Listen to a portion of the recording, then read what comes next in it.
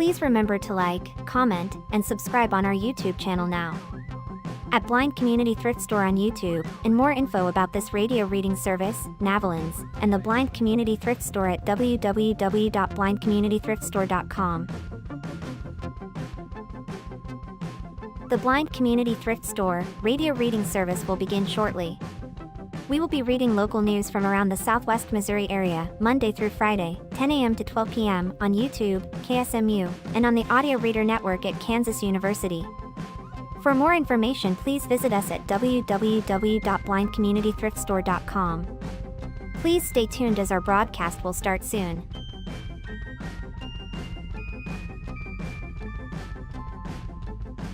Please remember to like, comment, and subscribe on our YouTube channel now. At Blind Community Thrift Store on YouTube, and more info about this radio reading service, Navalins, and the Blind Community Thrift Store at www.blindcommunitythriftstore.com. The Blind Community Thrift Store radio reading service will begin shortly. We will be reading local news from around the Southwest Missouri area, Monday through Friday, 10 a.m. to 12 p.m. on YouTube, KSMU, and on the Audio Reader Network at Kansas University. For more information, please visit us at www.blindcommunitythriftstore.com. Please stay tuned as our broadcast will start soon.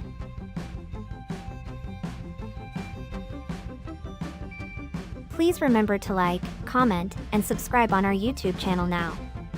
At Blind Community Thrift Store on YouTube, and more info about this radio reading service, Navalins, and the Blind Community Thrift Store at www.blindcommunitythriftstore.com.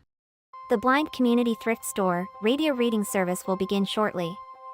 We will be reading local news from around the Southwest Missouri area, Monday through Friday, 10 a.m. to 12 p.m. on YouTube, KSMU, and on the Audio Reader Network at Kansas University.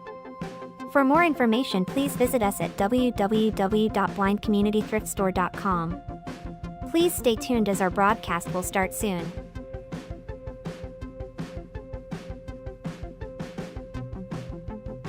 Please remember to like, comment, and subscribe on our YouTube channel now. At Blind Community Thrift Store on YouTube, and more info about this radio reading service, Navalins, and the Blind Community Thrift Store at www.blindcommunitythriftstore.com. The Blind Community Thrift Store radio reading service will begin shortly. We will be reading local news from around the Southwest Missouri area, Monday through Friday, 10 a.m. to 12 p.m. on YouTube, KSMU, and on the Audio Reader Network at Kansas University. For more information, please visit us at www.blindcommunitythriftstore.com. Please stay tuned as our broadcast will start soon.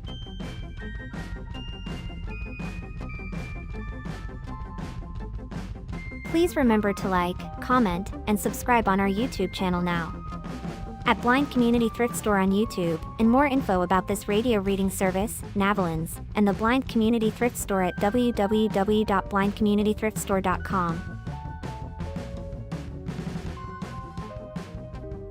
The Blind Community Thrift Store radio reading service will begin shortly. We will be reading local news from around the Southwest Missouri area, Monday through Friday, 10 a.m. to 12 p.m. on YouTube, KSMU, and on the Audio Reader Network at Kansas University. For more information, please visit us at www.blindcommunitythriftstore.com. Please stay tuned as our broadcast will start soon.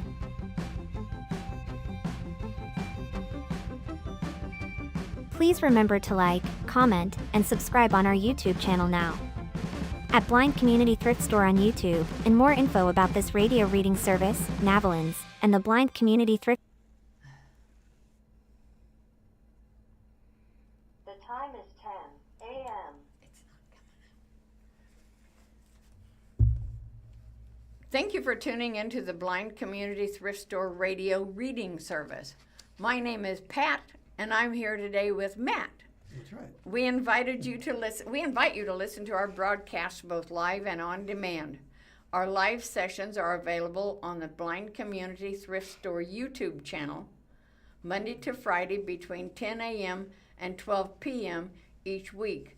Additionally, you can access on-demand content through the Audio Reader Network, which offers a wide range of audio materials for the visually impaired community. To explore content from the Audio Reader Network, please visit www.reader.ku.edu. The site provides details about accessing content via Amazon Alexa, Audio Reader Network mobile app, and information on receiving a radio to listen to the broadcast by KSMU Radio.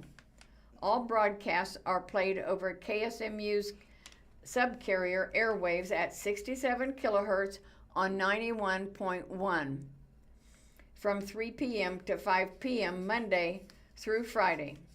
Contact Audio Reader Network for information on receiving a pre-programmed radio.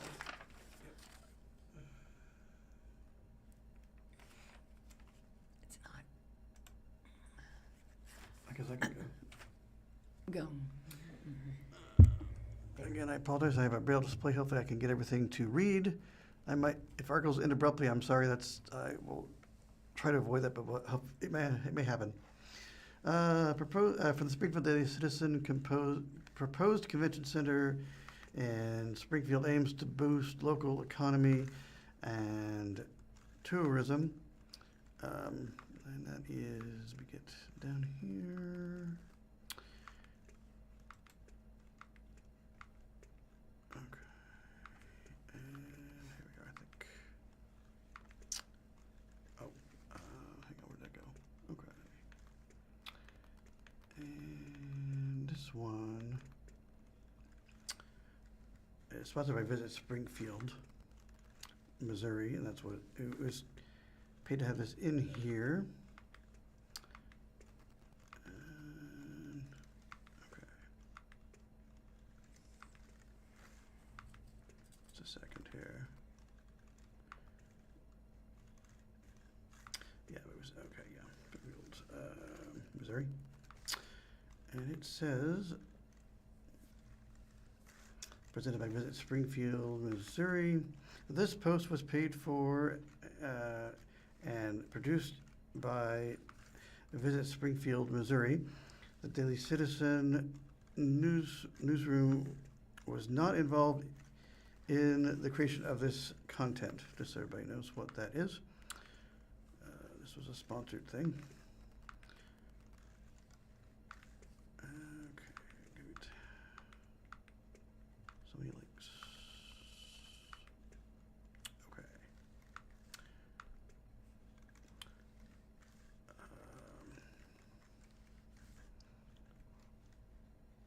A community asset for generations to come.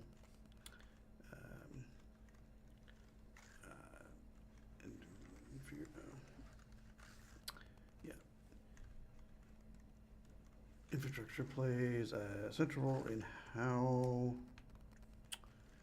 hang on, sorry everybody,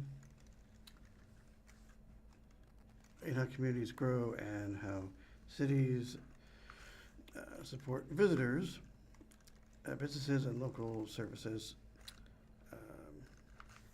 roads, utilities and public facilities, help shape development patterns and influence how regions compete with new opportunities. In Springfield, one current discussion centers on the convention and event space and how existing facilities compare to what many event organizers look for today. On April 7th, Springfield voters will decide a ballot measure that would determine how a potential convention and event center project in downtown Springfield would be funded. The measure proposes a 3% increase to the city's tourism lodging tax.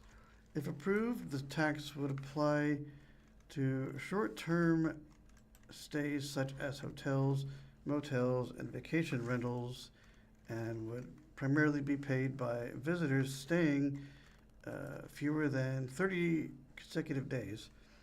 The proposal includes a 35-year sunset provision, that meaning the tax would automatically expire unless extended by voters. Seeing hotels and short-term rental, hang on. Hotel motel tax is paid by guests staying in hotels and short-term rentals. Local residents only pay it if they choose to stay overnight.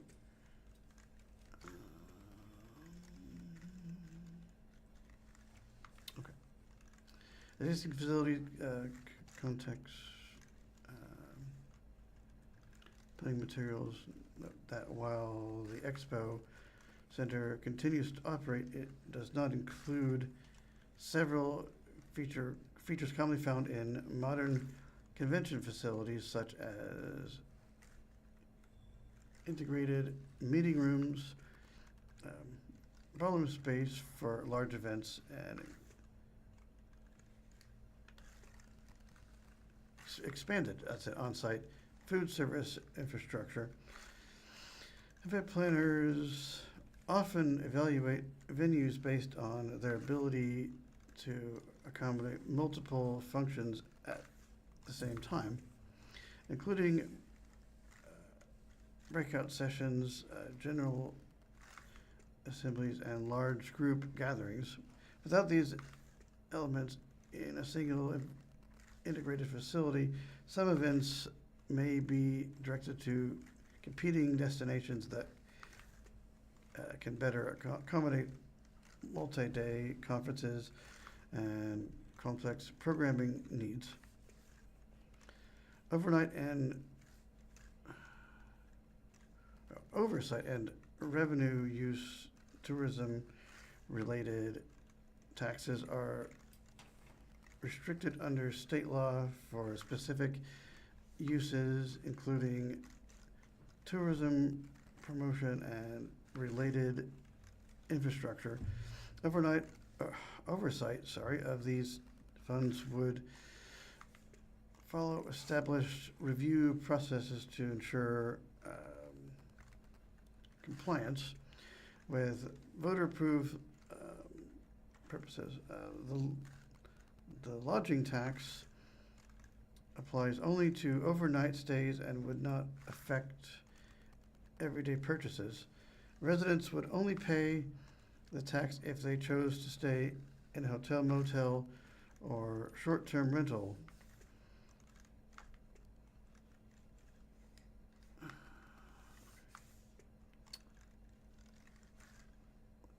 Designed to support visitation and local economic activity.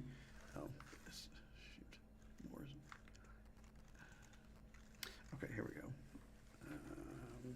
All these photos I can't do much with. Proposed project scope under the proposal, the expanded center site would be renovated and expanded into a larger convention and events facility designed to support a broader range of uses. Planning components include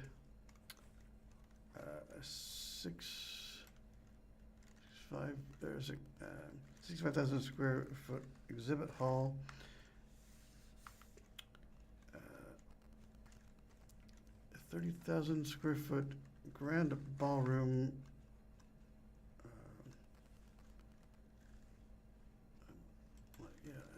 14,000 square foot junior ballroom, approximately 16,000 square feet of breakout and meeting space. Initial features include expanded food service infrastructure, a full service kitchen, and updated systems for lighting, rigging, and production. The design also includes an improvement to circulation and accessibility, such as escalators, elevators, and updated guest flow throughout the facility. The expanded center would be positioned to host conventions, trade shows, meetings, sporting events, graduations, and community gatherings. Economic impact and activity still market and facility study conducted by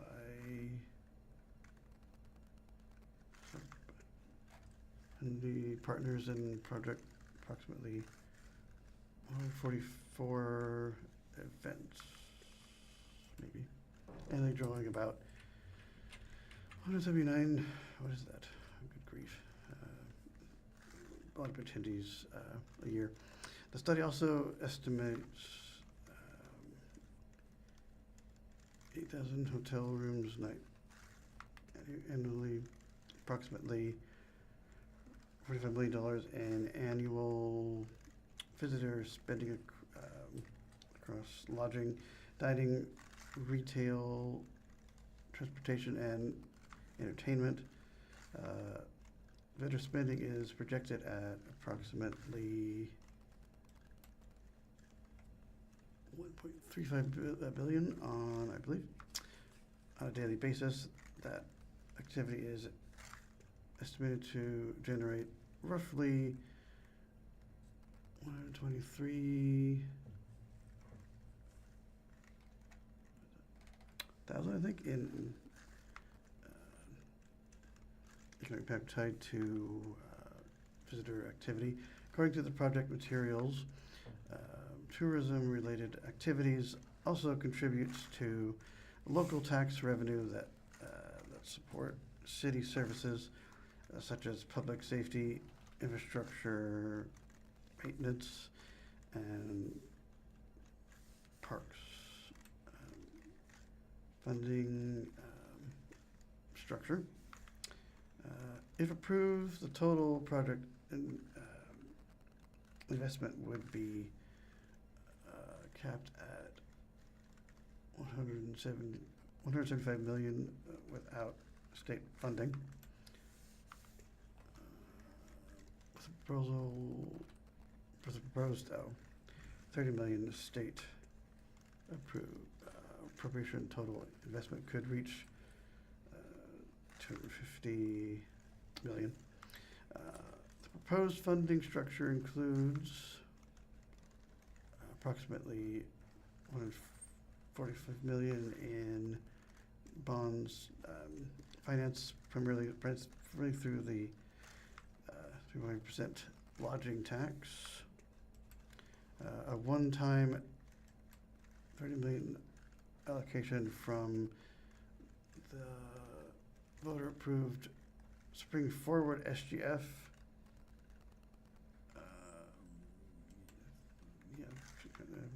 that sales tax that we have, a potential $30 million in state appropriation, reallocation of the existing tourism tax revenues once prior bonds, Ice Park, Expo Center are retired in 2028.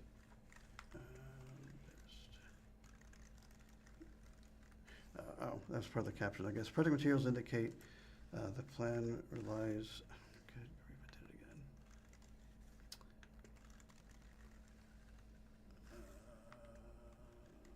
Where did it go? Second. Relies on dedicated tourism-related revenue sources rather than general city tax revenue for construction and debt service. Once existing bonds are retired in 2028, lodging tax revenue is expected to support ongoing operations and maintenance. Additional funding tools may include private investment opportunities such as sponsorships and naming rights. The proposal also references interest in potential privately funded hotel development near the site to support lodging demand associated with the conventions and events. Jobs and local economic activity. The hospitality industry currently supports more than 118,000 jobs across the Springfield area. I've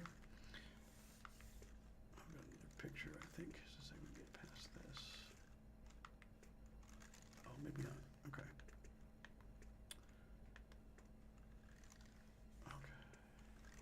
Project materials indicate a convention and event center could support additional employment through direct and indirect roles, including event operations, hospitality, food services, facilities, maintenance, and security. Visitor accessibility would also continue to support existing businesses across Springfield, the conventions, trade shows, and sporting events, driving increased activity in hotels, restaurants, and retail establishments. What happens next? As the April 7th election approaches, voters will be asked to consider how a project of this scale would be funded and how it may fit into Springfield's long-term infrastructure and economic development planning, including how it could shape the city's future from the types of events it can host to the role it plays in supporting local businesses and attracting visitors to the community. This post was paid for and produced by Visit Springfield, Missouri, to be accepted. Sponsored content must be consistent with the news or feature topics and the Springfield centric geography of the Daily Citizen. For questions or information about sponsored content, please contact Daily Citizen CEO David Stoffler, I think it's Stoffler, at dstoffler@sgfdailycitizen.org. To become a Daily Citizen partner, please contact Partnership Sales Manager John Tate at sgfdailycitizen.org. And that is the end of that article. On to Pat. Well, the convention center is not the only thing on the ballot in this area tomorrow, but we have more on it and other related contests. Here's what to know ahead of April the 7th election on the convention center and other contests.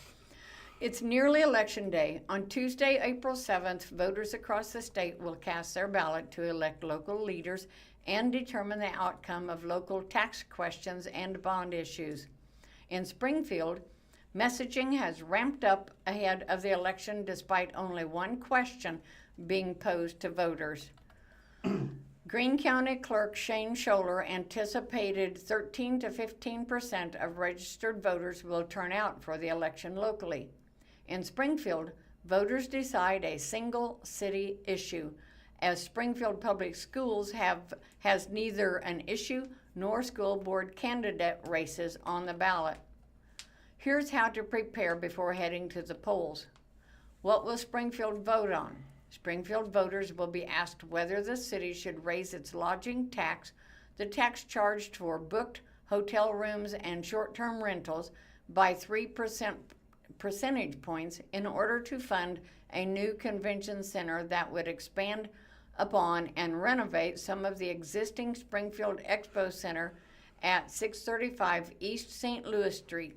The tax would sunset after 35 years. Shall the City of Springfield, Missouri impose an additional 3% license tax on the business of renting, leasing, or letting living quarters, sleeping accommodations, rooms, or a part thereof in connection with any hotel, motel, tourist court, or short-term rental derived from or paid by transient guests for sleeping accommodations for the purpose of attracting travel and tourism, including the construction, operation, and maintenance of a regional convention and events center. The additional 3% license tax shall automatically expire after a period of 35 years. This is the ballot language for the ballot on the at the election tomorrow, April 7th. This is very familiar to the measure that voters rejected in November. That election, with Springfield as the sole entity posing a question, saw a turnout of a mere 7.12% of registered voters. At that time, the tax increase proposed was going to be permanent. Because of the low turnout, the ballot measure was decided in November by fewer than 400 votes. Historically, Springfield voters have been supportive of tax measures, even those that actually impact their own pocketbooks, regardless of voter turnout. The convention center is estimated to cost $175 million, which the city has indicated will be a strict cap. The project was pitched forth last year on the heels of a $30 million state budget allocation that Governor Mike Keogh put on his restricted list. That money could still be released, though the state's budget woes have cast doubts on whether money will be released. City Manager David Cameron said via email that while the project would still be able to proceed without the $30 million, finding areas to reduce costs would become necessary to still remain within the $175 million budget. State funds require a local match, which Springfield City Council already earmarked last year from the 1/2 cent portion of the Spring Forward SGF sales tax voters approved for projects outlined in the Forward SGF Comprehensive Plan, including parks, neighborhood initiatives, and transformational projects. While a new convention center is included in Forward SGF as a consideration and desire, the project was not explicitly talked about during the 3/4 cent sales tax discussions. If released, the state money alongside the local match would have to be spent by the end of June. The 3% increase would bring the overall tax for a hotel room in Springfield to 16.1%, though that would be higher for hotels in special taxing districts, such as downtown, but still below the rates charged in cities such as St. Louis and Kansas City. Revenue brought in by a lodging tax can only go towards tourism-related expenses and not general city infrastructure. The current base 5% lodging tax is split between Visit Springfield, Springfield Sports Commission, Springfield Regional Arts Council, and debt service for Jordan Valley Park. To account for the new sunset, the city is using a higher growth rate model when calculating projected hotel tax revenue than it did ahead of the November election. The initial model used a conservative 2% growth plan in hotel tax revenue, though the city typically sees an average growth of about 5%, according to previous News-Leader reporting. The adjusted model uses a 4% growth rate projection. Once Jordan Valley bonds are paid off in 2028, that portion of the existing lodging tax would go towards operation and maintenance of the new facility, which the city says would safeguard any other city funds from being used. What will the convention center include? A report by Hunden Partners, paid for by Visit Springfield and the city, recommended a new convention center with 125 square feet of usable space. After engaging Populous, a Kansas City-based global architecture firm known best for its work on the Las Vegas sphere, the city recently revealed conceptual visuals of what the new center would look like and noted that it would in total span 250 square feet to account for accessory spaces like kitchens and storage areas. One of the most notable factors would be an outdoor space east of the new construction and additional outdoor amenities on the roof. The concepts revealed have not been tested against budgetary restrictions or construction feasibility, according to previous News-Leader reporting. At the unveiling event, Tim Rosenberry, the city's Director of Quality of Place Initiatives, described the images as a jumping-off point to then gather more feedback and drill into details. Before the November vote, a larger footprint would add ballroom and meeting space and has been presented as being flexible enough to host sport and concert events. Before the November vote, the city had not confirmed the location of the proposed convention center, nor the fact that the project would reutilize the existing expo center. The Hunden report seemed to indicate a recommendation for a new development and specifically noted that optimizing and expanding the existing facility would be considered a more cost-friendly venture versus a new build. The $175 million price tag has remained the same despite more details emerging regarding the project and the expanded footprint. According to the city's FAQ page on the ballot measure, the convention center could break ground as soon as this summer and open in 2029 if the lodging tax increase is approved by voters. What are the possible benefits and drawbacks? The Hunden report, which cost $88,000, highlighted tourism dollars the city was currently missing out on because it lacks adequate event space for modern-day market needs. This was the fifth such report Hunden had completed for Springfield since 2011, showing the current expo center's underperformance and inability to secure large events.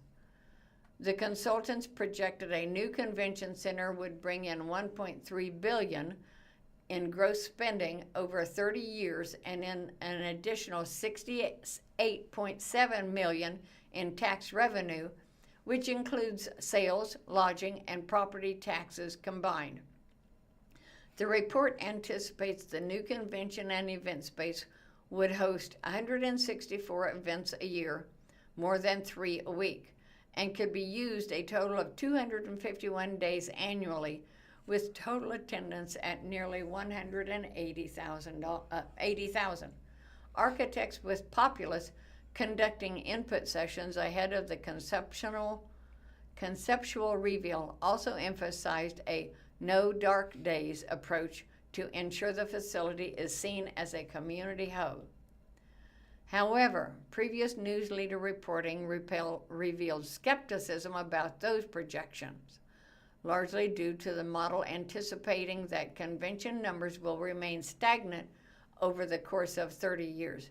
This fails to account for external factors like the economy, which can influence a 30-year outlook, and does not include details about how many attendees and therefore spending dollars would actually come from outside the metro area versus local spending already present in the community. With much of the fiscal impact based on the estimated 80,000 hotel rooms nights generated a year, the report also lacked an explanation of how those estimates were calculated. Haywood Sanders, former chair of the Department of Public Administration at the University of Texas, San Antonio, who has researched and authorized a book on convention centers, told the News-Leader last year after the report was released that the convention center industry is highly competitive, with several existing facilities struggling to fill their spaces. For example, in 2024, the St. Charles Convention Center in Missouri generated roughly 19,500 hotel room nights. The Overland Park Convention Center in Kansas, labeled in the Hunden Report as one of the most utilized event spaces in the local market, generated nearly 29,000 hotel room nights.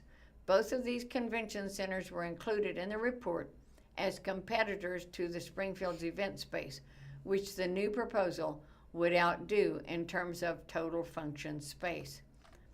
Officials say that the city and Visit Springfield have said Springfield's new event center would be expected to attract attendees largely within regional drive distance rather than from far away.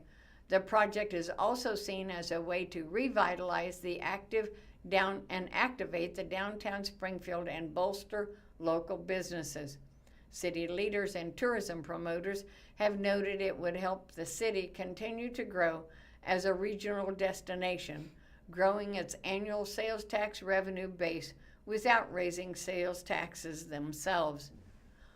One of the main selling points is also the fact that the lodging tax, for the most part, is not paid by locals, but rather by those staying in hotels and Airbnbs, meaning local residents could benefit from the additional sales tax revenue generated by visitor spending without having to pay for the majority of the convention center project themselves.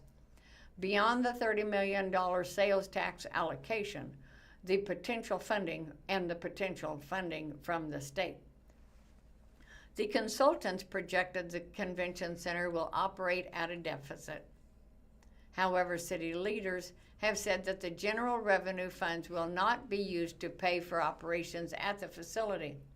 Instead, existing lodging tax revenues, currently covering debt service for Jordan Valley Park, they have said would be able to pick up that tab.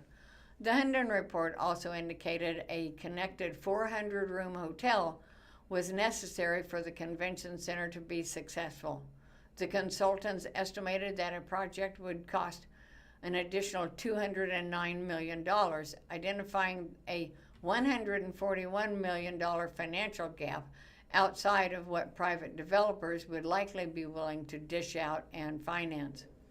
No plans have been revealed publicly for the development of the hotel, though City Manager David Cameron has said interest from private parties has been expressed, but more certainty about the convention center is necessary for developers to commit.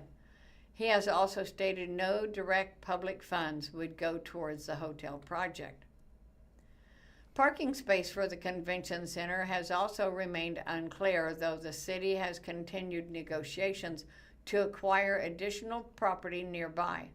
The Hunden Report identified the need for 525 parking spaces for the convention center and an additional 400 spaces for the hotel, the construction of which would add to the estimated cost.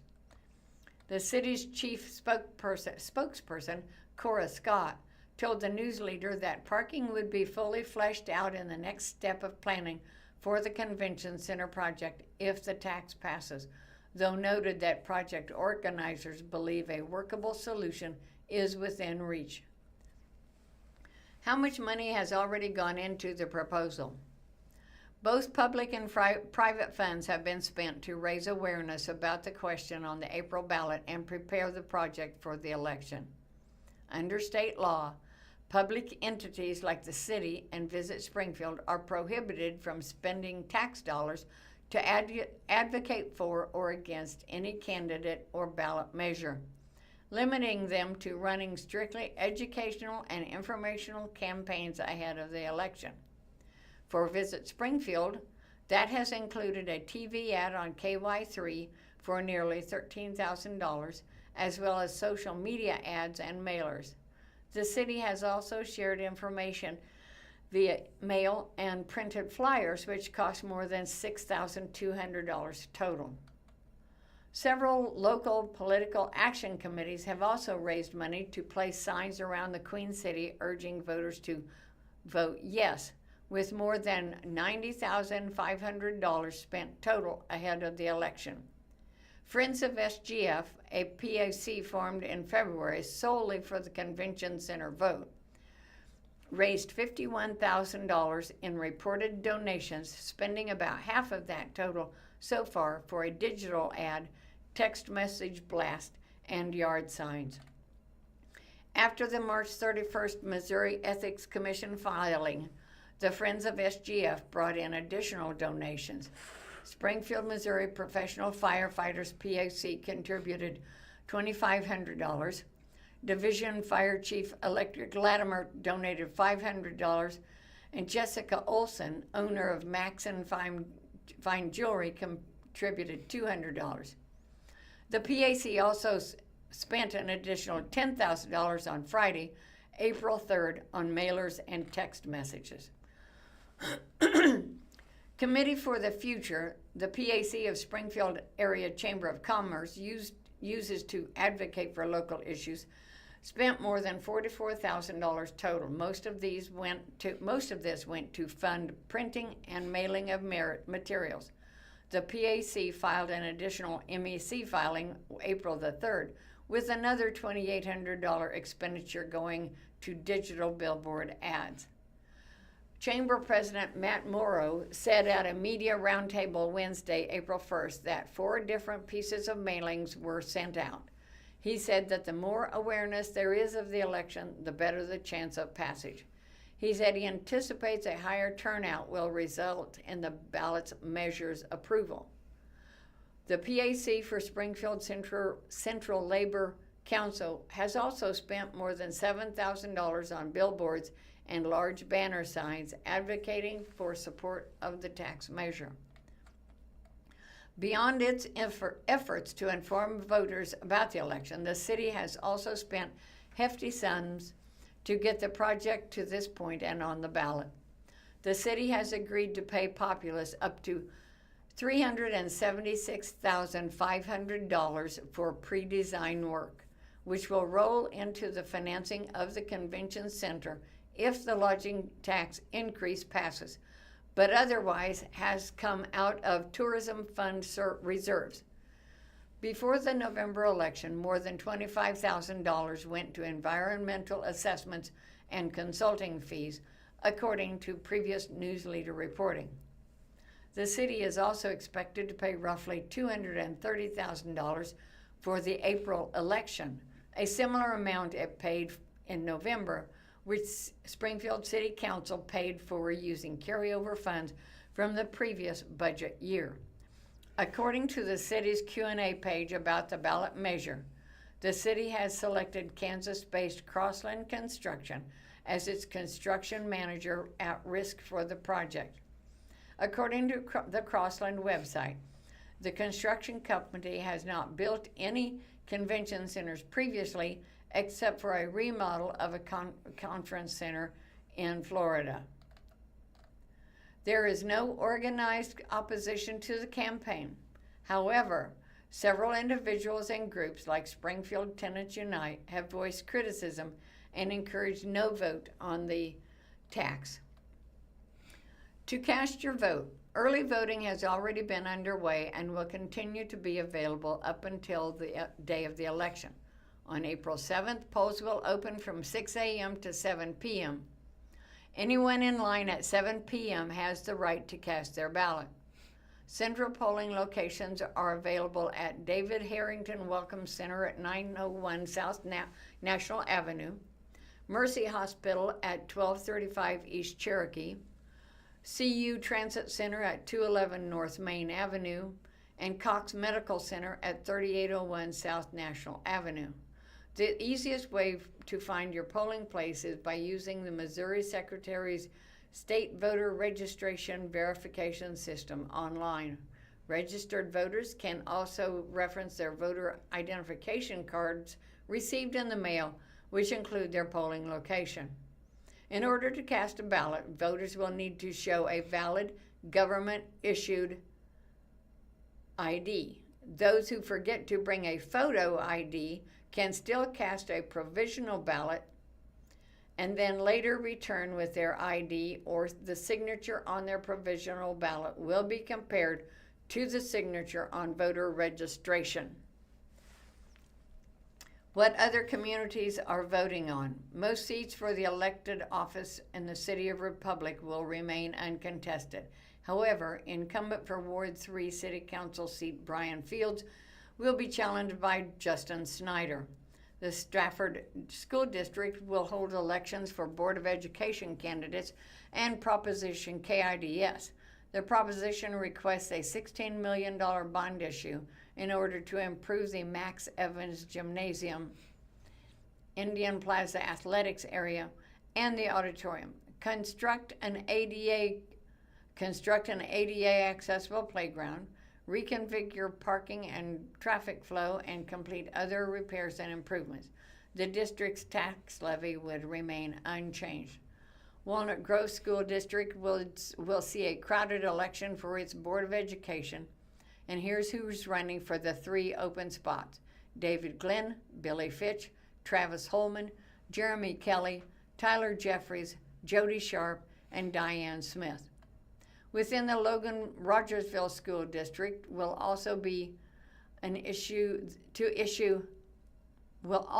asked to issue $24 million in general obligation bonds to construct an agricultural center at the high school, expansion for additional fine and practical arts at the middle school, improve and renovate classrooms and HVAC systems. The tax levy would remain unchanged. In order to fund salaries and benefits for its employees, the Pleasant Hope School District is asking voters to increase the operational tax levy ceiling by 10 cents per $100 of assessed valuation in 2026 and another 10% per $100 of assessed valuation in 2027. In turn, the district expects to make the same reductions in its debt service tax levy, ultimately keeping the overall tax levy the same. Sample ballots are available to be viewed on Greene County Clerk's website at www.vote.greenecountymo.gov/voting-information. The City of Ozark voters will be asked whether to convene a commission to draft a city charter. The actual adoption of a charter would come back to the ballot another time. Within the Ozark Public School District, those within the Ozark Public School District will elect 3 candidates to serve on the Ozark School Board. They will choose from candidates Amber Bryant, Christina Tonsing, Patrick Sullivan, Cindy Baker, and Matthew Grocock. Voters will also elect a person to serve in the District 1 Nixa City Council seat out of 3 candidates: Jay Ortiz, Nathaniel Daly, and Robert Jones. Voters in the following nearby counties will also be asked to weigh in on either capping or freezing the property taxes on their primary residence as directed by Senate Bill 3. Christian County, Lawrence County, Ozark County, Webster County, Taney County, Dallas County, and Polk County. The state laws have been legally challenged by several taxing districts across the state and could be subject to change after this election. This story was updated to include information from additional PAC report filings, and it was submitted by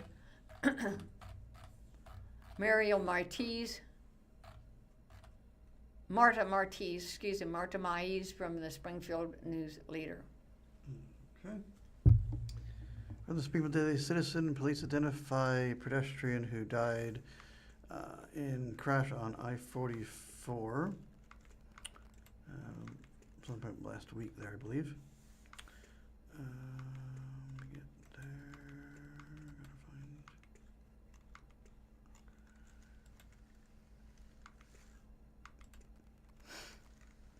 there. Springfield Police said just before 10 a.m.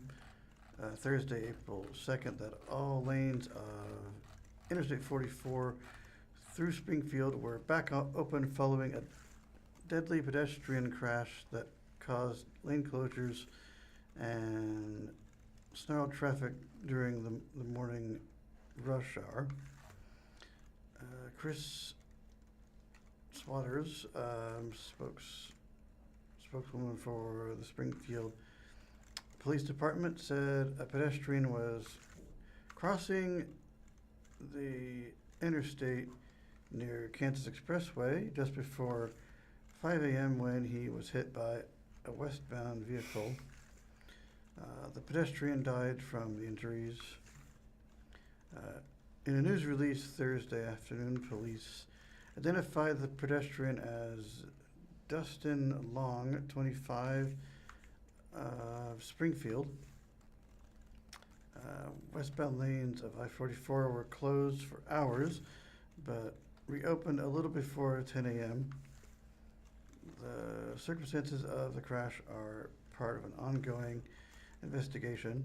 Anyone with information is asked to contact the Springfield Police Department at 417-864-1810 or make an anonymous tip to Crime Stoppers at 417-869-TIPS or 8477 or online at what is that?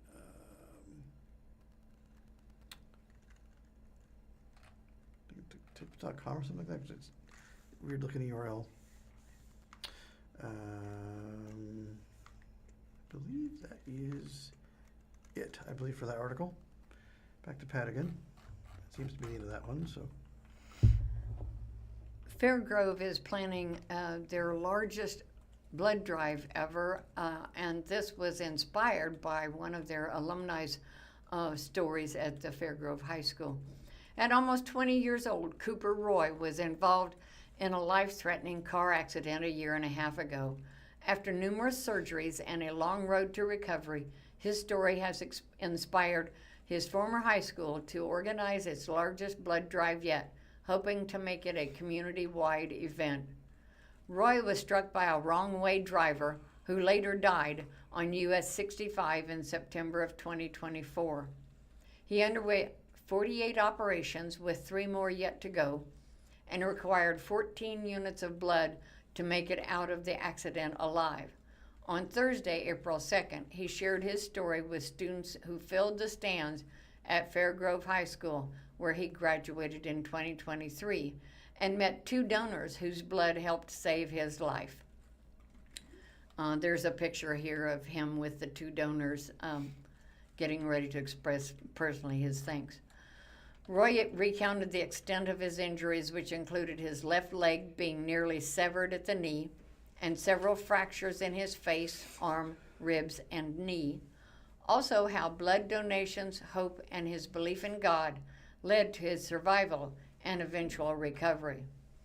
I'm standing here today with my own leg, full of metal, but my own leg, testifying about how great God is and how important blood is as well. He said, 48 surgeries don't happen without first getting all the blood. At the rally, Roy met and thanked 2 blood donors in person, Lauren Moreland and Shane Stewart. Both donate blood routinely and said they were overwhelmed to witness how far their donation could go to save a life. Stewart said he has been giving blood since high school, inspired by his great-aunt Hazel, who was recognized by the governor in 1986 for never missing a deadline to give blood. To see the pictures and how far he came from all this is absolutely amazing, Stewart said. I like to think I'm the type of person that I'd give my life to help somebody, and to know that you can say this easy, you should definitely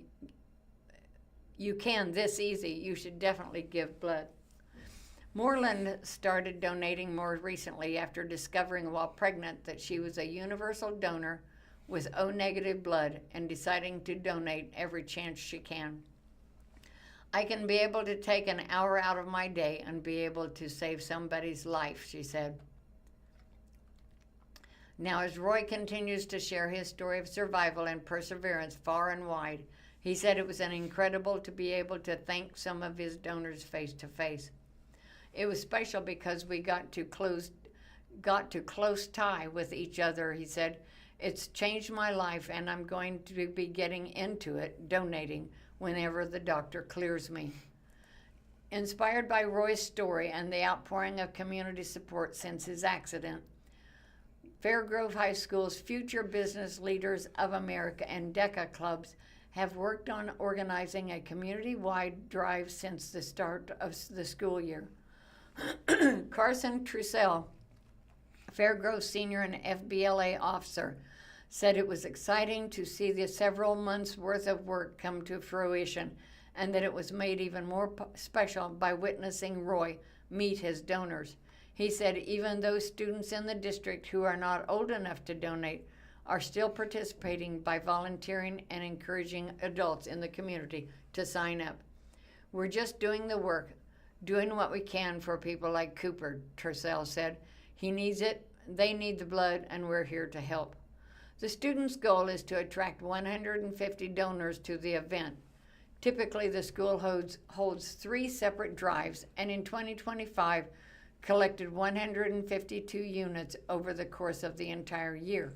However, the students have worked diligently to expand the blood drive to involve the entire community beyond those just at the high school by collecting prizes and other incentives.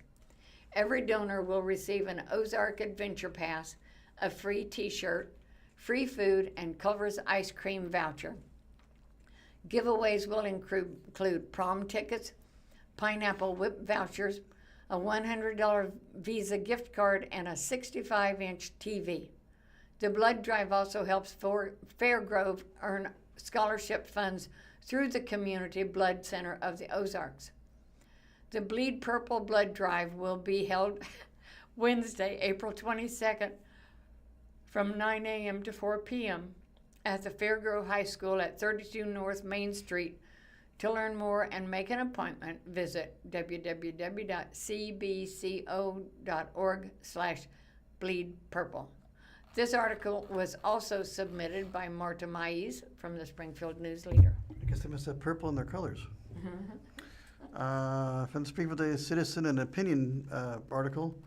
What made former SMSU President John Kaiser a great leader? Former Southwest Missouri State University President Dr. John H. Kaiser was a man of a substance who inspired his staff and left a mark on the community. It's by Paul Kincaid, I believe. It's back on the 4th, but it's okay. It should still be an interesting article. Let me get down here. Where is that? Okay. Dr. John H. Kaiser was president of Boise State University for 13 years, from 1978 to 91, before being named president of then Southwest Missouri State University in 1993. That was a photo, I guess. Let me get down there to the actual article. Pass the audio player. We don't need to play it. Dr. Kaiser was a great leader. Okay. Back to that. Okay, hang on. Okay. Okay, here we go, I think. Editor's note, this is the second of a 2-part series on former Southwest Missouri State University President John H. Kaiser. Click here to read part 1, which we won't get into that, but that's okay though. We're getting paid for our judgment. The success of Dr. John H. Kaiser's presidency at Southwest Missouri State University, now Missouri State University, are well known. I summarized those in the March 7th column. I do wish more people had gotten to know him as a person. Some people mistook Kaiser's disdain for small talk and humble approach as rudeness. Some mistook his poker face for indifference. At one point, a person said to me about Kaiser, "He's not Mr. Personality," to which I replied, "Maybe not, but he is Mr. Substance." It wasn't Kaiser's first rodeo. He had dealt with governing boards, new academics understood, legislators raised a lot of money and faced the issues all presidents face. His reputation was built on integrity. He had strong and personal, professional connections, and he was comfortable in his own skin. He knew and played to his strengths, accepted his weaknesses, and compromised beyond having a strong team and letting them take credit. He loved his family, fishing and hunting.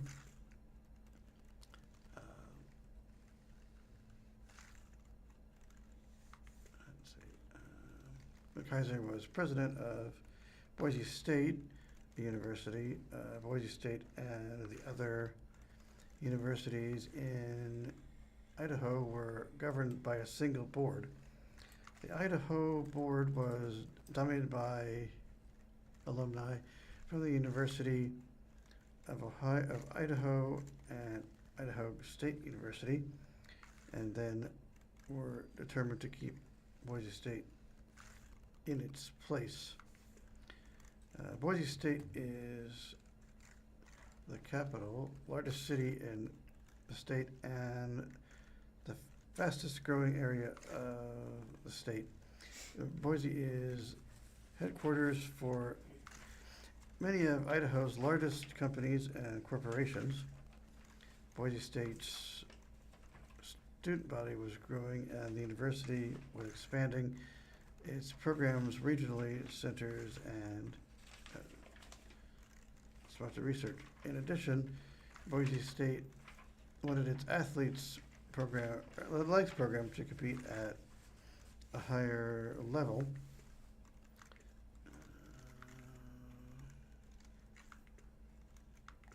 Past the picture here. Kaiser was not bashful about advocating for Boise State to have a more prominent role in the state. He pushed for the programs and the facilities that Boise State needed to advance, and the board pushed back. More than once, Kaiser acted first and asked for forgiveness later, if at all, which infuriated the board. The final straw came when Kaiser told the board that Boise State was exploring a move to a better athletic conference at a level above both Idaho and Idaho State. The Idaho and Idaho State alumni on the board weren't about to let that happen, so they fired him. The reaction from the Boise community and Boise State students, faculty, and staff was swift and emphatic, including a protest march to the steps of the state capitol building, and in the end, history proved him right.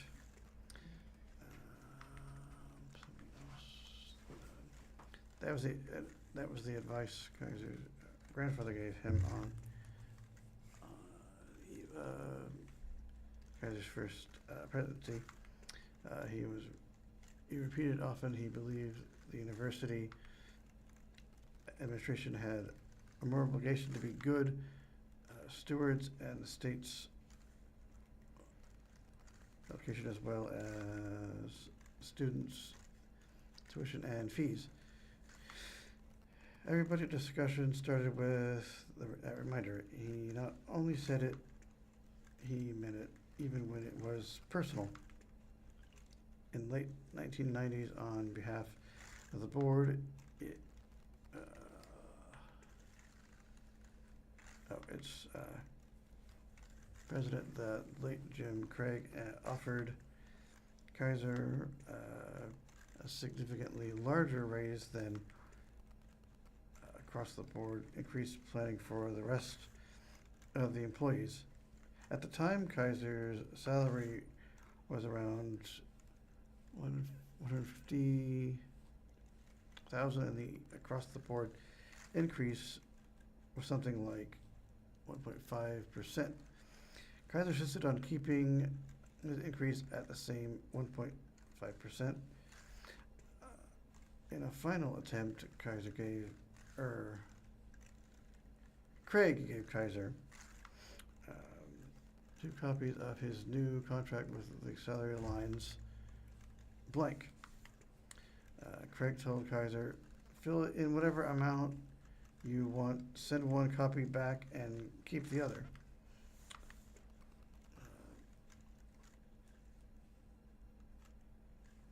On one, Kaiser wrote the salary amount of 1.5% increase. On the other, he wrote, oh my good grief, 100, what is that? I can't remember. He sent both to Craig with this note. You pick, some very large amount. I don't feel like trying to read all those decimal points.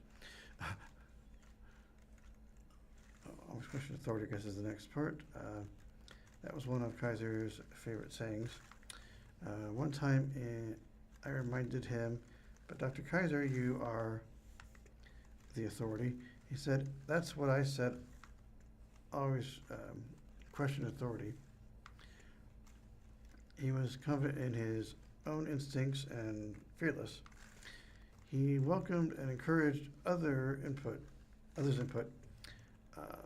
He was willing and capable of defending his ideas, and he expected others to be able to do the same. If you made the case, he would follow your advice. Given his sports background in high school and college, as well as his presidential experience, he understood the power of teamwork, and he worked hard to attract and retain his administrative team. One of Kaiser's greatest assets was the ability to focus on and feature the strengths of individual staff while accepting and adjusting for weaknesses. Together we've been married 8 years is the next heading, I guess.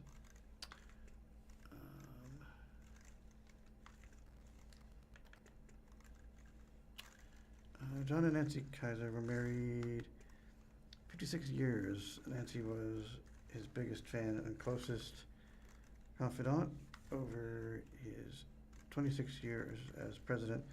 The Kaisers attended dozens and dozens of events, including, fundraising celebration dinner at Southern Missouri University. That was the photo, I guess. Try to get out of that here.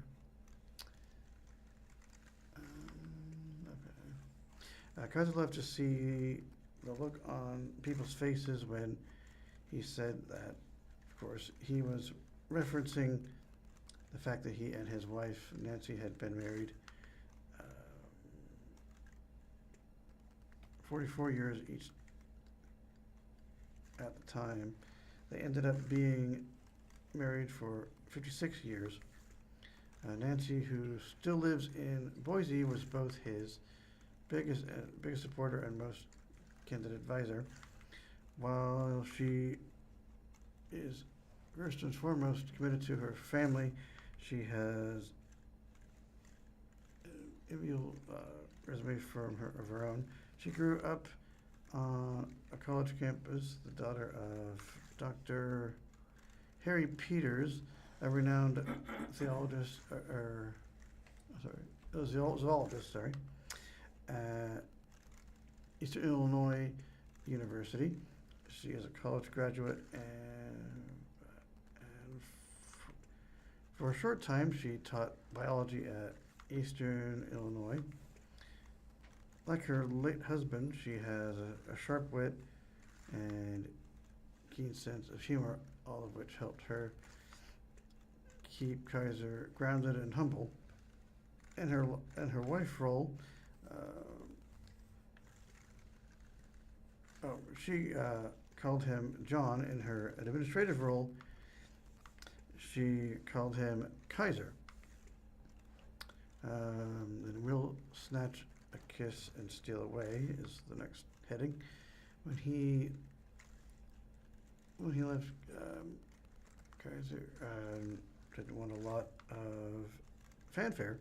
He wanted to slip away to his retirement cabin in Pine, Idaho. Almost 11 years later, on January 19th, 2016, he died in his Boise home at age 79. Kaiser left his mark at the University of Illinois, Springfield, Boise State, and Southwest Missouri State University, if it will advance. And he was the main reason a lot of us came and stayed to work at the university. He was the kind of leader we all aspired to be. They say that all of us died twice once when our bodies give out, and again when our stories stop being told. For all the material Kaiser gave us, I don't think his story will cease anytime soon. That's the whole thing, it looks like. Okay, yeah, that's the whole part there, I believe. On to Pat again. Well, here's a very short article, but pretty important one. Crews have rescued an individual from a vehicle after it reportedly traveled off of a 300-foot embankment Sunday afternoon, April the 5th. According to Southern Stone County Fire Protection District social media post, officials responded to a single vehicle crash on Highway 13 near Purist Lane in Branson West on Sunday. The incident closed traffic for around an hour as rescue crews, comprising of technical rescue members, saved the person whose vehicle went down the embankment and landed on its side. The fire district says the driver required extrication through the rear window as Mercy Emergency Medical Services personnel aided the individual by ATV to help administer treatment. The injured person was transported by helicopter to a Springfield hospital for further medical care.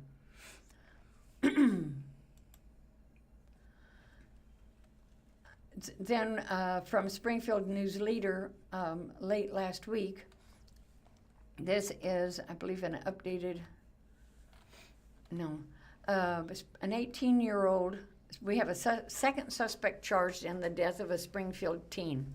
An 18-year-old man from Springfield, from Southwest City, has been charged with first-degree murder in the death of a teenager in Springfield on March 12, 2026.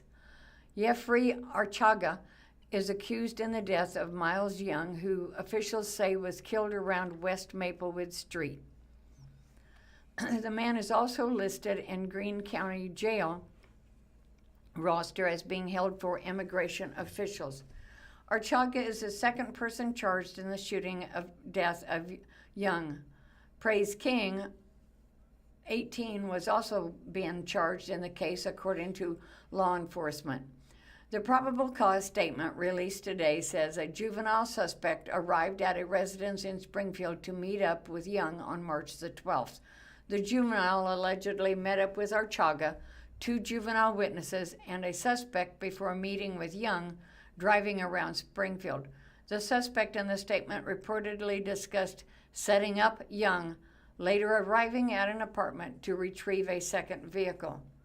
Archaga sat in the second vehicle as the suspect drove him and two witnesses as the juvenile suspect drove the other vehicle, described as a black Mercedes, which was planned to pick up Young, the victim. When the juvenile suspect arrived at the residence, Young was with another juvenile witness while speaking on the phone with another juvenile witness. The two witnesses reportedly told Young not to go with the juvenile suspect, thinking it was a setup, due to the suspect not liking Young. The witnesses reported to law enforcement that the juvenile suspect blamed Young for the death of a victim in a 2025 homicide case. In a motion to seal the case file court document, it explains that Young was a witness to the 2025 case where he was supposed to testify in trial. The statement continues and says the juvenile suspect drove Young towards West Maplewood Street, while others in the second vehicle viewed Archaga's phone to see their location. The adult suspect reportedly blocked the road where the juvenile suspect stopped the vehicle with Young. The Young began to flee the vehicle, with one of the witnesses in the second vehicle describing Archaga wearing a black ski mask, carrying a black Glock-style pistol. The witness on the phone reported hearing Young falling to the ground and hearing a gunshot, with Young also saying, "I just don't want to die," followed by two more gunshots. The witness, who was with Young before the incident, located his phone through the GPS and found him lying on the ground with a substantial amount of blood on him. Greene County deputies and EMS arrived on the scene and attempted life-saving measures before transporting him to Cox South Hospital. Young was later pronounced dead at the hospital from a single gunshot wound to the chest. Archaga is in the Greene County Jail with no bond. This article was submitted to the Ozarks First by Russell Bell and Parker Paget. Back to the Daily Citizen again. State Senator Curtis Trent touts income tax repeal in mid-session legislative update. Approved by voters, the proposed constitutional amendment would give the legislature broad authority to expand Missouri's sales tax and use the revenue to replace the state's individual income tax, by Jack McGee, it looks like. Wrote this one.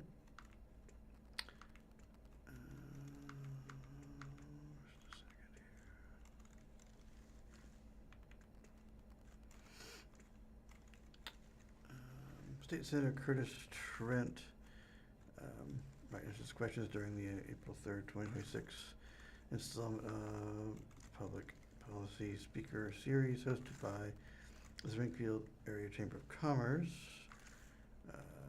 Dear President Morrow, to his left, that was a photo, I guess, caption. Over here it is, I think.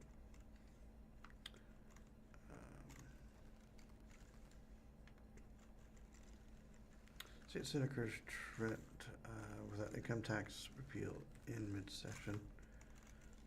Oh, that's the same article. Hang on. Okay.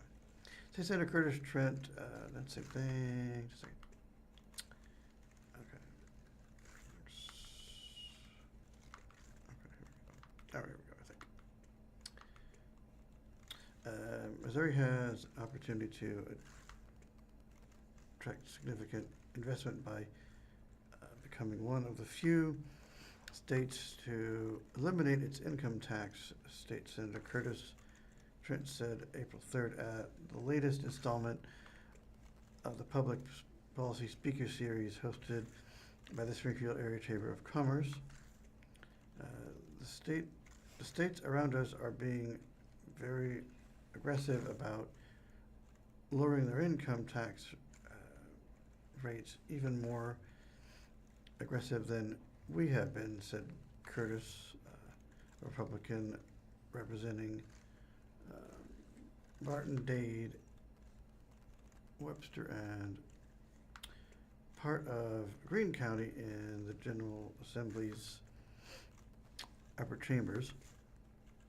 And so Missouri is right now kind of middle of the pack in GDP growth and population growth. But if we get outpaced regionally, we risk going to the back of the pack in terms of growth, and it'll be much more difficult to crawl out of this hole 20 years from now than it is right now. Proposal to eliminate income tax, expand sales tax, making its way through Senate. Missouri's House of Representatives recently passed a constitutional amendment that, if approved by voters, would eliminate the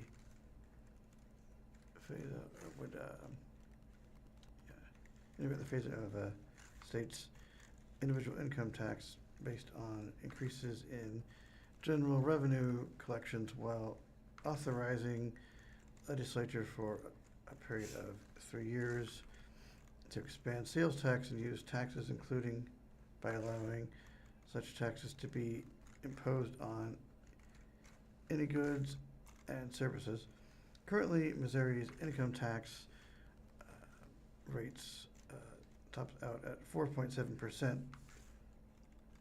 Trent, who is helping lead the income tax repeal efforts in the Senate, said he anticipates the legislation will move out of the committee next week and reach the Senate floor for debate later in the month. As a joint resolution, the measure would not have to be signed by the governor and would go directly to voters, potentially in the November 3rd general election. As proposed, the amendment aims to eliminate the income tax by 2032, though it may continue until required conditions are met. The resolution passed the House in March, largely along party lines, with one Democrat joining 97 Republicans voting in support and 4 Republicans siding with 50 Democrats in opposition, according to reporting from the Missouri Independent. Governor Mike Kehoe has made it a top priority to eliminate the state income tax, having campaigned heavily on the issue in 2024. Supporters of the resolution include Trent argue that eliminating the income tax would give individuals more control over their income while simultaneously enhancing Missouri's ability to compete for private investment and jobs. Portrayed by advocates as an effort to modernize the tax structure, Trent said the resolution would be able to encompass goods and services that didn't exist 30 years ago. Opponents, however, argue that replacing the income tax with an expanded sales tax will ultimately raise the taxes on low and middle income Missourians, as wealthier residents experience a significant tax break.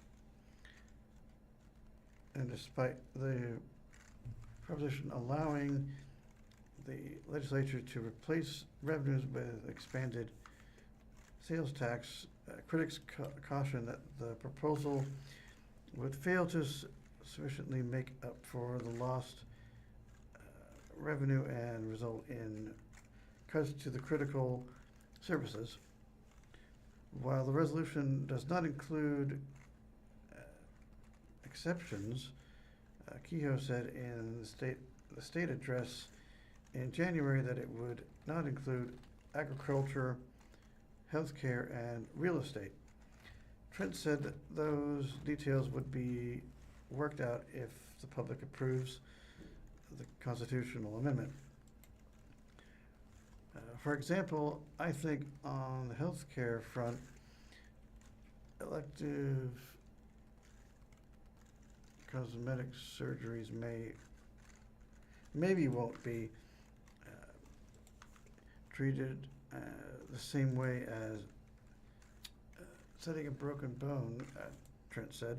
So there could be some nuance like that, but broadly speaking, I would expect healthcare to enjoy some fairly significant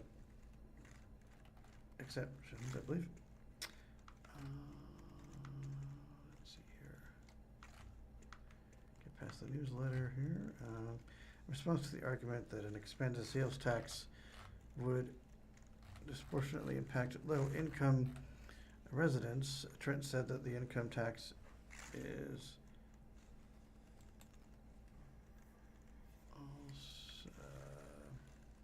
already embedded in goods and services being purchased, and suggested that the low-income individuals aren't consumers of some of the things that might be subjected to an expanded sales tax, such as architectural or accounting services.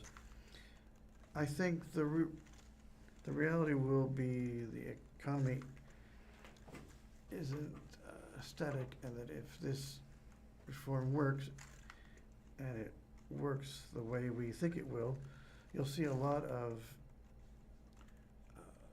robust growth in the economy, and that will benefit especially folks on the lower end of the income spectrum, Trent said.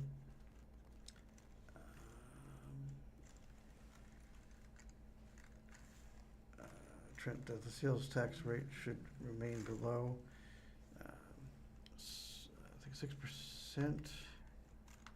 That's part of the photo there.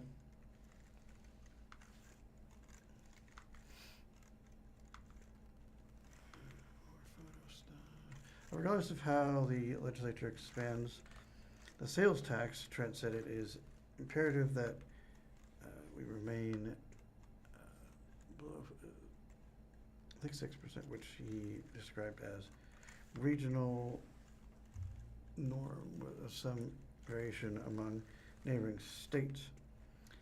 Currently, Missouri's state sales tax rate is 4.225%. We've got to keep our sales tax below the threshold so that we don't lose economic activity to surrounding states, with Kansas, Arkansas, Illinois being the most important in terms of where the population falls, Trent said. I think we're safe on Illinois. We may have to watch the other two states a little more closely, but I think that under those kinds of parameters, the reform can succeed. Asked how Missouri's Hancock Amendment, which typically requires voters' approval for new taxes, would limit the legislature's ability to respond to potential miscalculations, Trent said. That's the reason for giving the legislature the 3-year window to restructure the sales tax system. It's not exactly a suspension of Hancock, but it's sort of a window of opportunity for the legislature to act in ways that it normally would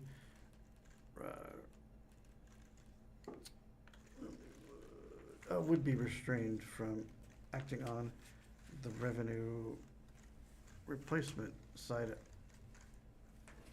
of the guardrail, that it can't be revenue positive. It can't be a new increase in taxes, but it has to be revenue neutral, Trent said.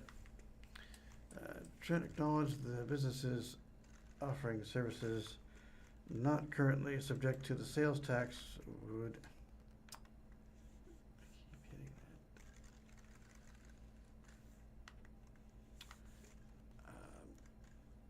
experience the most disruption as the legislature considers how to replace the income tax with sales. But he suggested that a lot of those businesses likely already have some experience with sales tax. Even a lot of service-based businesses also have some sales tax collection because of a product or service that's associated with the service that they're selling, Trent said. If you go to the hair salon, maybe the haircut isn't taxed, but I noticed that they have an ever-expanding body of hair products that they can really push hard at me every time I go. The phased approach to being considered by the legislature, Trent said, would allow both businesses and prices to adjust to a reduced income tax and expanded sales tax, which he described as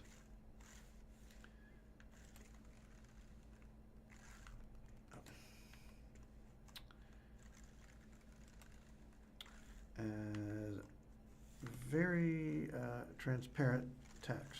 Okay.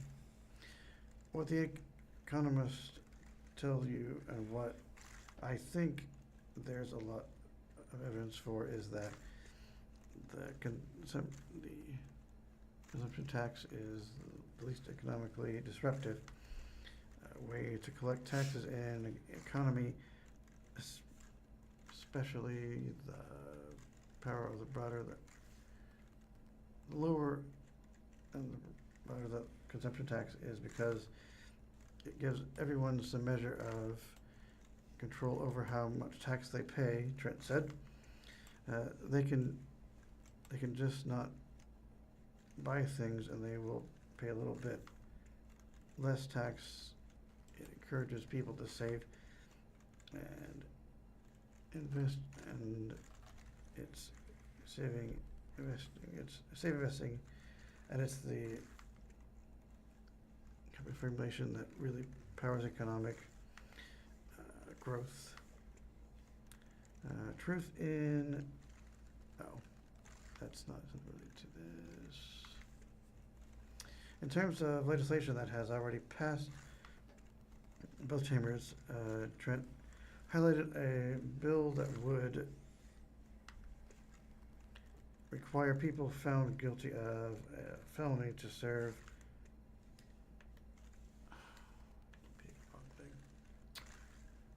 a certain percentage of their imposed prison term before they can become eligible for the parole, depending on the felony classifications and prior sessions. Keelan Friday announced that I think this is something different. I'm just gonna I think this is some other related thing, but we'll just go on to the next thing. I think that's hopefully understood what that kind of proposal would be.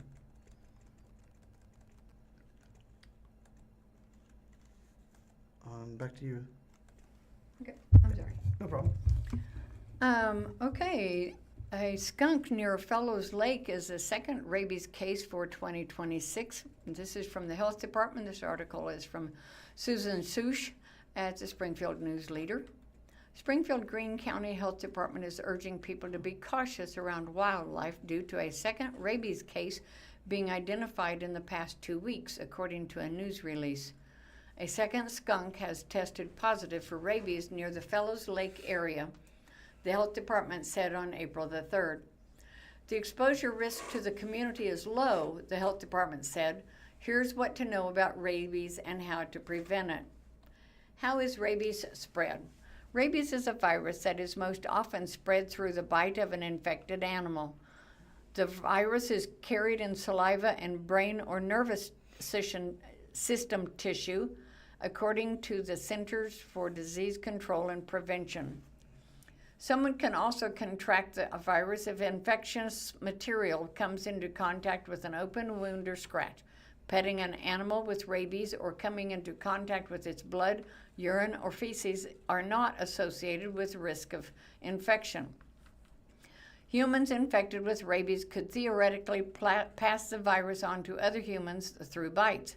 However, the CDC reports no such cases have been documented. What kind of animals most often have rabies in the United States?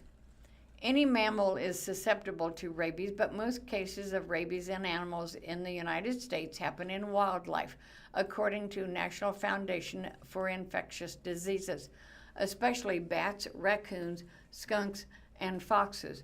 About 10% of cases occur in domestic animals like dogs and cats. The leading cause of human rabies deaths in the United States is through contact with infected bats, with at least 7 out of 10 people who die from rabies being infected by bats. Because of their small teeth, people don't often realize that a bat has bit them.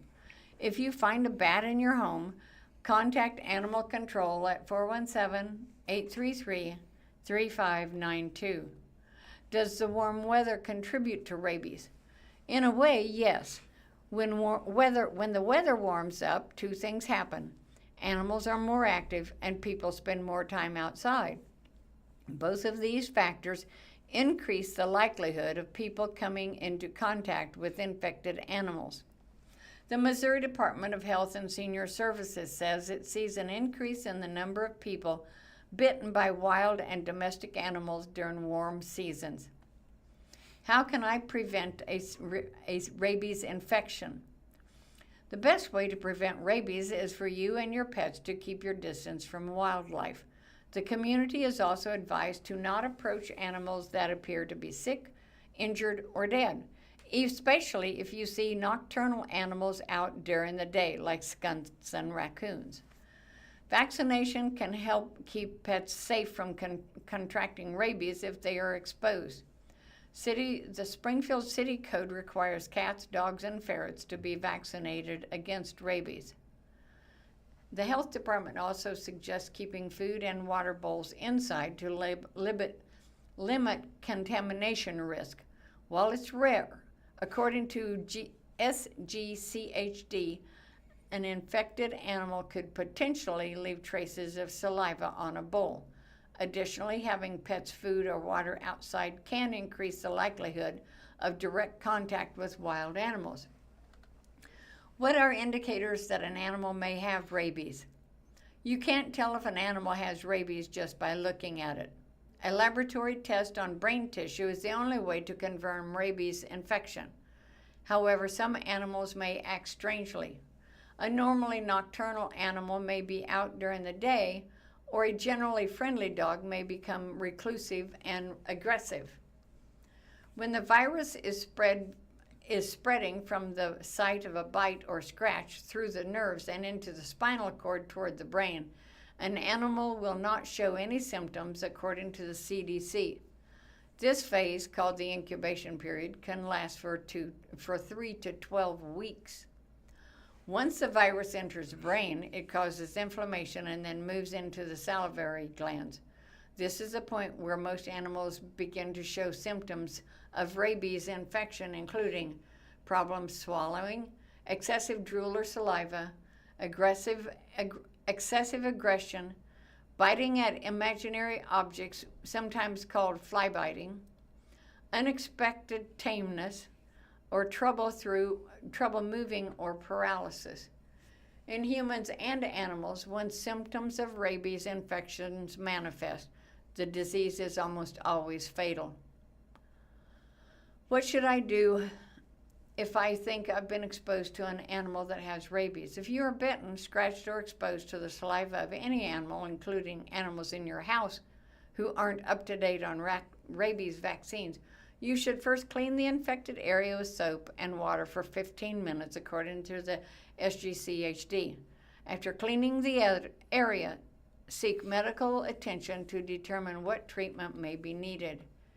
After seeking medical attention, people should inform animal control about the bite, who will assist them in the steps that need to be taken with the animal. You should also contact animal control if you see wildlife or unfamiliar animals that seem injured or sick. If you think your pet may have come into contact with wildlife or unfamiliar animals, or if you see a bat inside your house, especially if you see them in the Fellows Lake area. SGCHD Animal Control can be reached by calling 417-833-3592.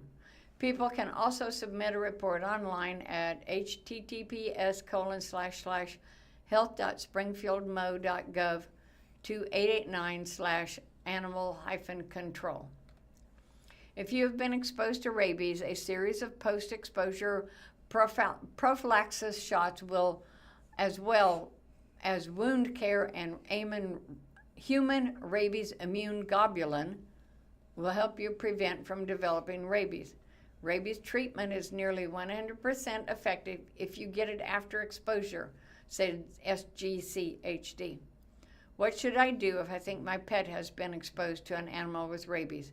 If you know or suspect your pet has been exposed to a wild animal, SGCHD said contact your pet's veterinarian for an assessment, wound cleaning, and potential booster rabies vaccination.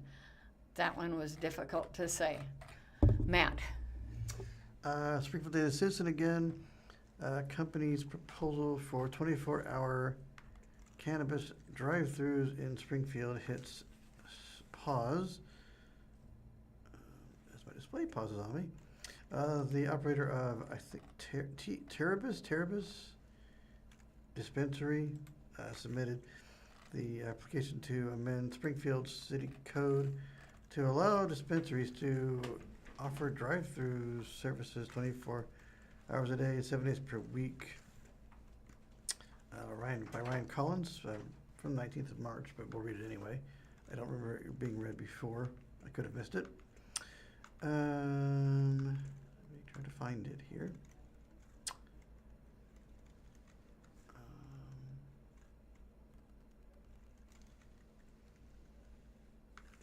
Okay, here we go.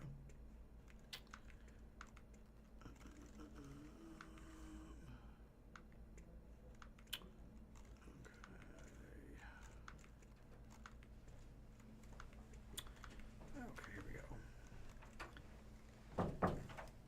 The company had a proposal to amend city code to allow cannabis dispensaries to operate drive-thrus for 24 hours a day is hitting pause to reconfigure the proposal. A proposal to extend the hours of operations of cannabis distilleries drive-thrus to 24 hours a day, 7 days a week, was submitted to the Springfield Planning and Zoning P&Z Commission, and staff prepared a development review report. The matter was initially set to go before the commission March 12th before being postponed. The application to amend Springfield City Code was submitted by the operator of the Terabis Dispensary.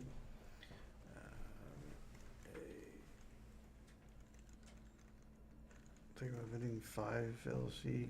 Currently, Springfield law dictates that drive-thrus are only operable during normal dispensary business hours from 6 a.m. to 10 p.m.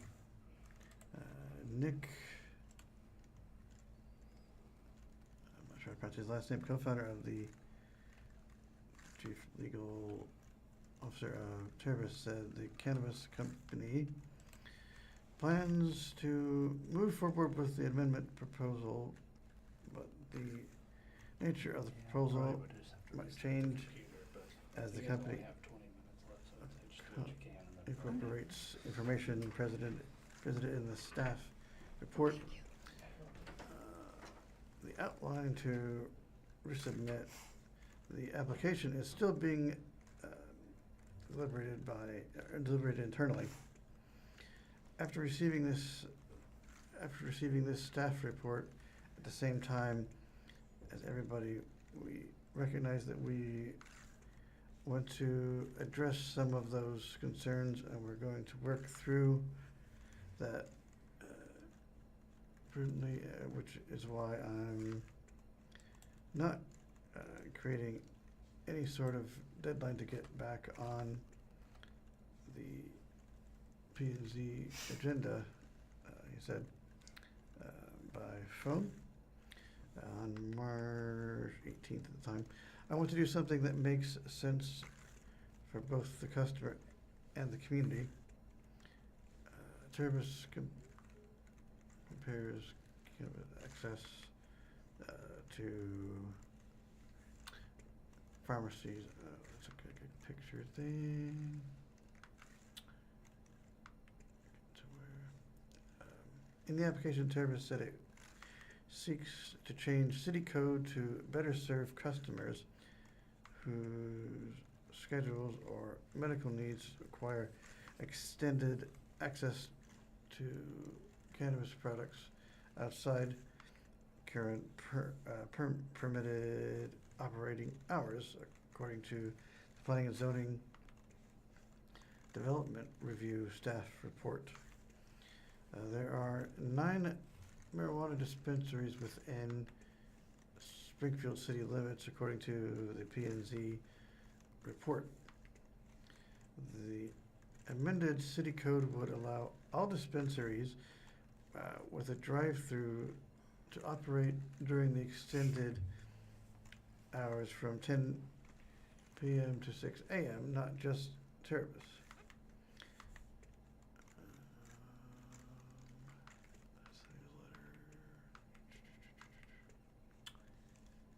In its definition, Tervis said patients who use marijuana for medical purposes need access to the drug outside standard business hours.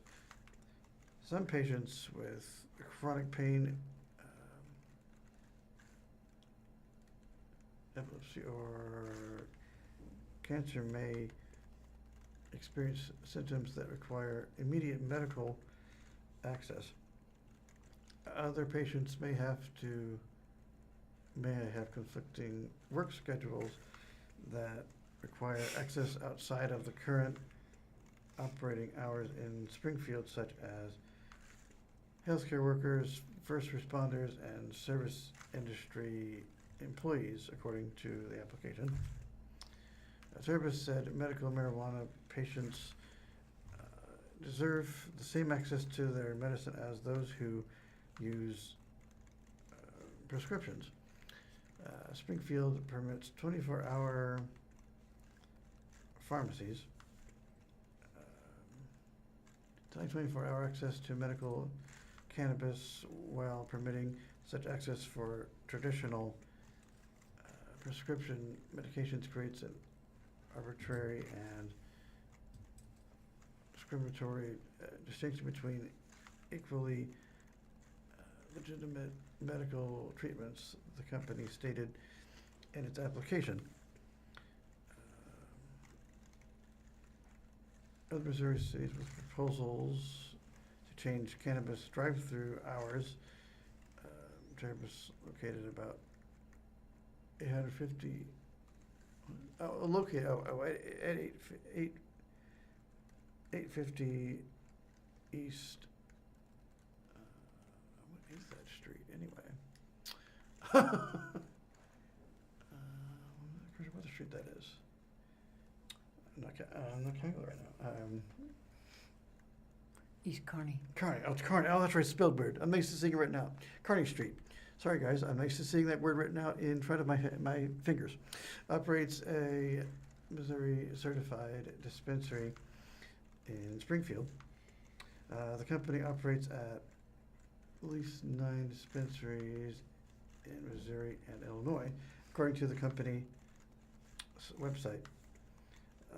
The P&Z staff report said there don't appear to be any other larger Missouri cities that have recently changed their regulations to allow for 24/7 drive-through marijuana facilities. However, both Kansas City and St. Louis have proposals that may change the typical dispensary's hours of operation, according to the staff report.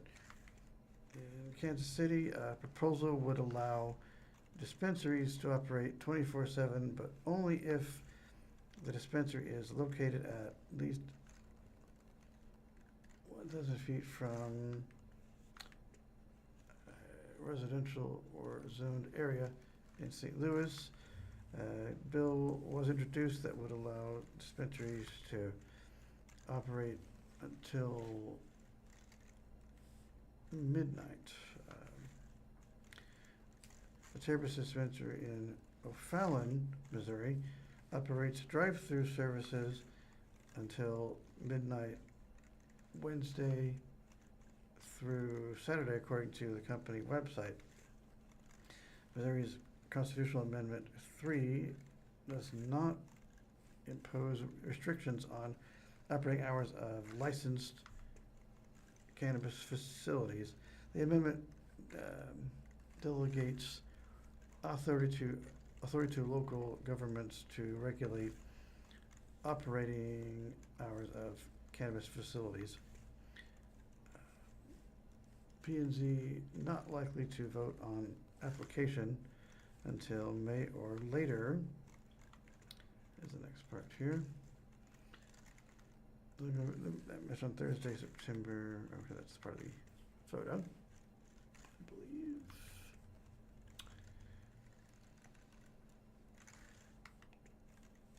I think that's basically it, mostly, I think. Did you find anything? Well, I-44 has several closures coming up due to, well, there are major closures due to I-44's improvement. I-44 is not being closed. So 3 streets under I-44 in Springfield will see closures starting Monday, April 6th. According to a MoDOT press release, National Avenue under I-44 will be closed starting Monday until crews complete the project. Broadway Avenue and Grant Avenue under I-44 will close intermittently as officials move around, with the department saying it plans to start with Broadway. MoDOT says if Broadway Avenue is closed, Grant Avenue will remain open for drivers. Drivers will be warned while driving through signs and message boards with detour signs displayed, the release says. The closure is part of the Forward 44 Springfield Improvements Project in Greene County, with the work hoping to widen I-44 to 6 lanes between Missouri Route 13 and U.S. Route 65. Plans in the project include replacing the Broadway Avenue Bridge, Grant Avenue Bridge, and the National Avenue Bridge.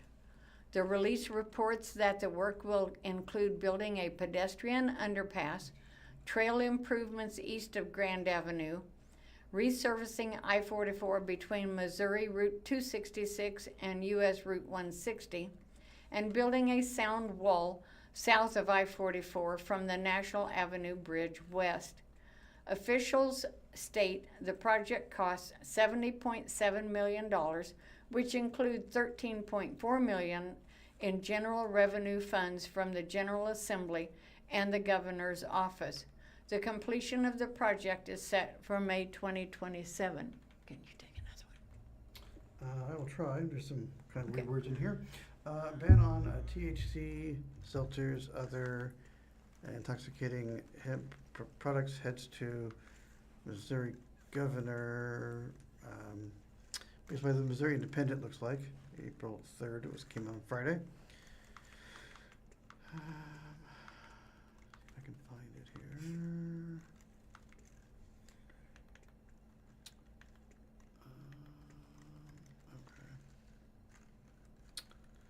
Okay. THC beverages like, oh, well, that's a photo. Let me get past that photo. I can't describe it in any detail.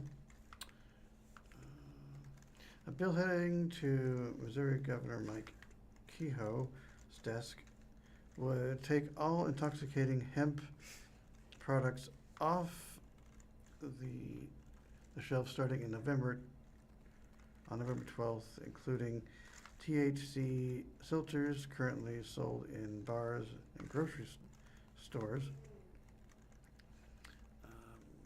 alleging state law of a federal ban. If Congress reverses course and decides to allow the sale of these products, Missouri would only permit them to be sold in licensed marijuana dispensaries. And if Congress chooses to delay the ban for a couple of years, Missouri would still ban all products except for intoxicating beverages. The House passed a bill sponsored by Republican State Rep Dave Heineman of Fallon, with a vote of 126 to 23. It passed the Senate Tuesday night and now heads to the governor for his signature or veto.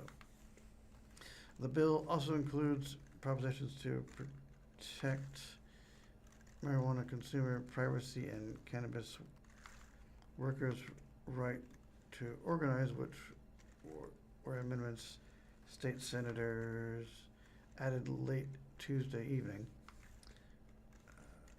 Heineman legislation was one of the first bills to get House approval this year. He previously told The Independent the legislation was a priority of the state's leadership, including the governor, attorney general, and House Speaker. I am happy that a bipartisan supermajority of legislators in both the Senate and the House agrees that something needs to be done in limiting intoxicating hemp products, Heineman said. The Independent said Thursday, this bill is important for local police and prosecutors to keep Missouri citizens safe. Intoxicating hemp products such as with as much as 1,000 milligrams of THC are being sold in smoke shops outside of Missouri's licensed marijuana dispensaries, and they aren't regulated by any government agency.